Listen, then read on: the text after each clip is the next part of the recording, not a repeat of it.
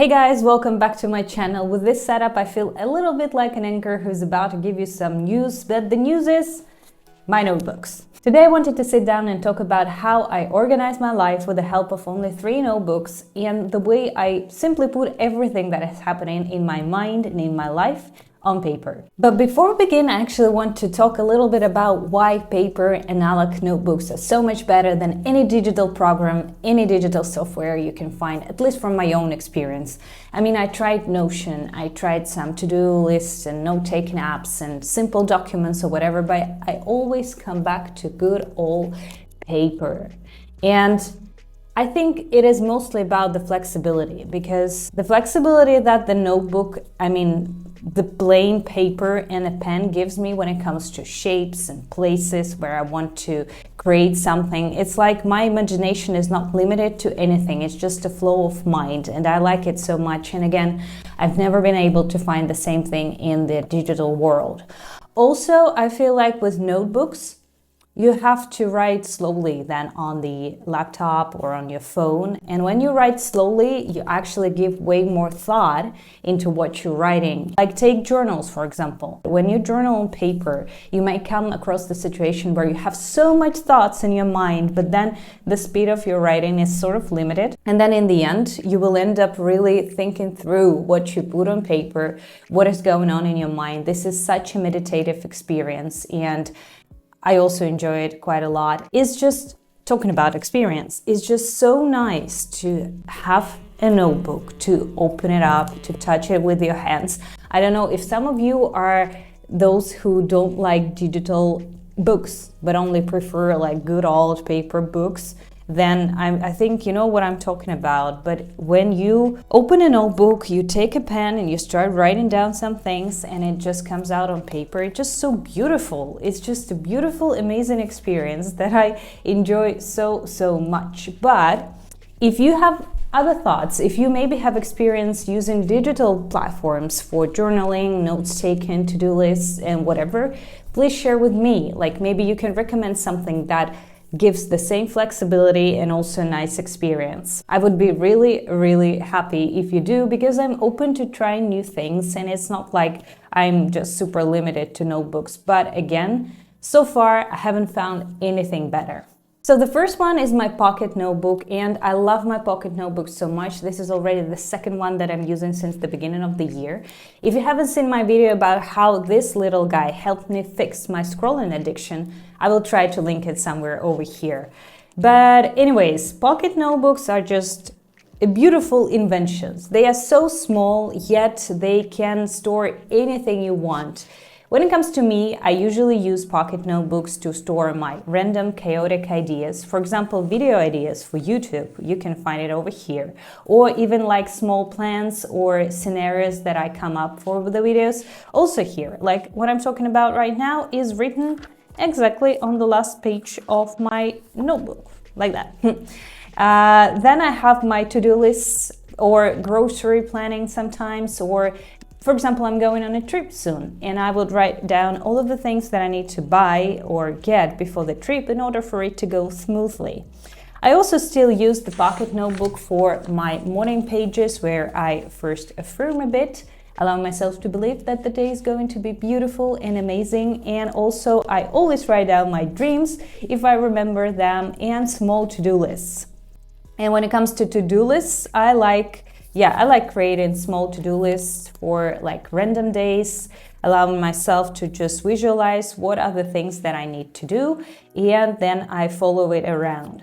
Long story short, pocket notebook is probably one of the greatest things, and there is of course no right way to use it. Just do whatever you want with it. But I strongly recommend, if you're looking into analog, like simple notebooks, just start with a simple pocket notebook and start with creating to-do lists, affirmations, and I don't know, some ideas taken, and see where it leads you. The second one is a big one. This is my Hobinichi cousin, and it's beautiful. Let's just all agree that it is a beautiful creation. Though now I've been using it for 4 months now, and I start to believe that maybe the size is still kind of too big. It's a bit hard to carry it around every day, and maybe next year I can think of something different. But my Hobinichi contains a lot of things, like it allows me to organize my life so well. Starting with, of course, habit trackers, which I follow every single month. My habit trackers are that simple. I put the habit that I want to track, and then I put a dot every single day where I managed to follow the habit or accomplish something. So it's something that I begin every evening with. I just open my habit tracker and I cross out the things that I did this day. Next thing, my Hobonichi contains my monthly plan.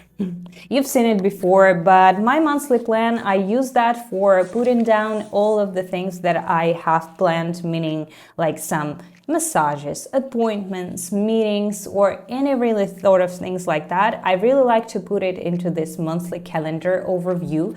It has proven to be really visually great for me. And then every day when I'm sitting here at my desk, I have my monthly overview open so that I am able to see and understand what is going on, what I have planned ahead of me, and things like that.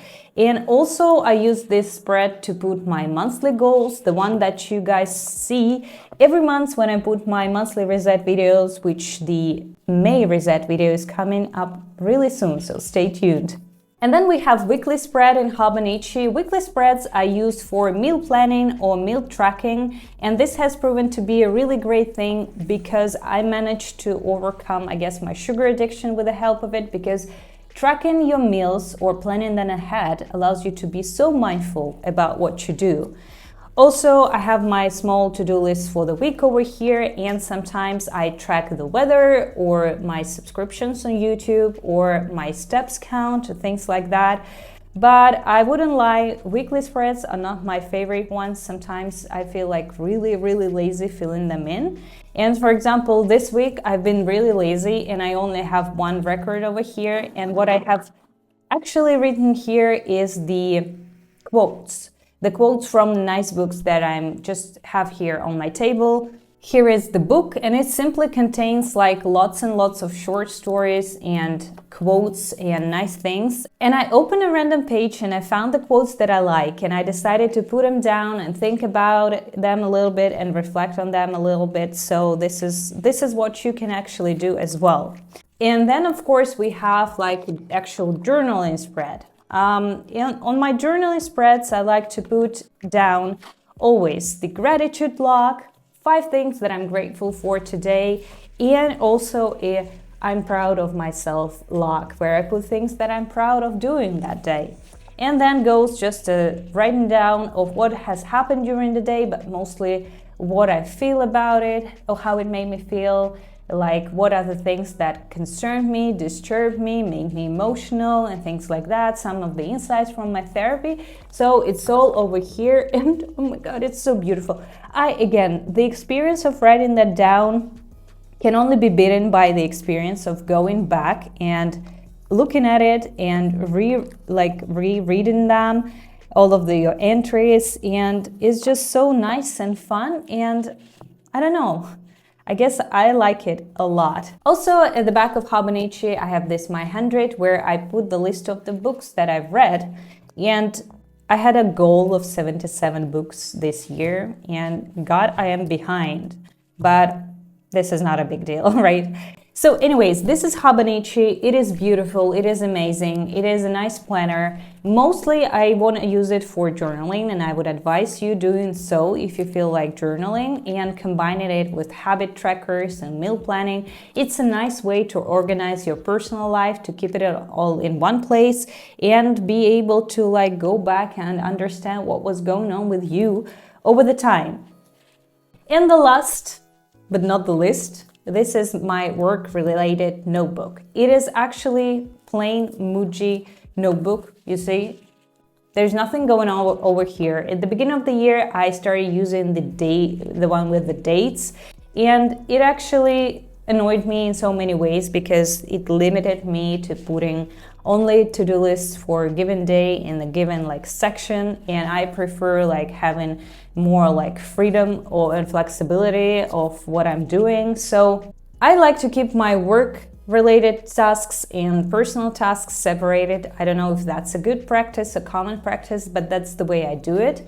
And I really like using like stickers in my work notebook because that allows me to create focuses for the week, and then I will like divide them, you know, into smaller tasks for each and every single day. This is a very simple and there's nothing special about it notebook, but if you think about it, my pocket notebook is exactly the same. There's nothing special about it unless you actually open it up and think about what it contains. So this is it. The setup allows me to organize both my personal and my work life, and I really enjoy it. I think it is nice and balanced experience. And I'm a big stationery nerd. I'm really open to new experiences. So if you have something that you want to share with me, maybe you've been using some really nice journals or planners or notebooks that have been doing wonders for you, please share that with me. And if not, maybe try adapting some of the things that I do into your daily life and see how it goes. And now this is it. I'm really happy to see you here, and I wish you the most beautiful, amazing and precious day, and I'll see you soon. Bye bye.